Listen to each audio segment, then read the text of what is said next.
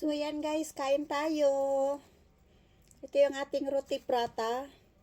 At isasawsaw lang natin sa ating curry, rindang. Chicken rindang.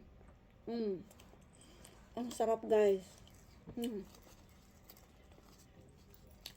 Ganyan lang. Ito ay pagkain ng Indian food.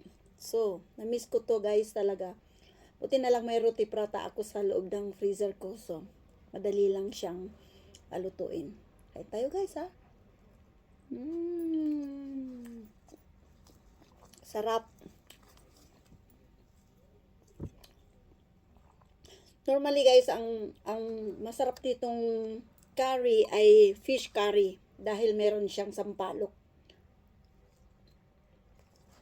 Yun ang the best. Nasawsawan talaga ng roti prata. Gutom ako. Galing sa trabaho, so kain agad. Mas maganda talaga pagka meron kang nakareading mga pagkain sa loob ng freezer. Kasi mag-iinit ka na lang. 'Di ba? Napakasarap guys, so. Buti na lang may roti prata ako. Nagsawa na ako sa kanin kasi.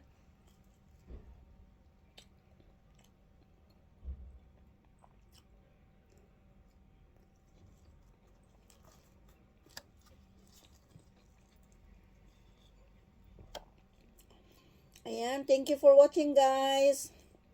See you again. Bye-bye. Bye.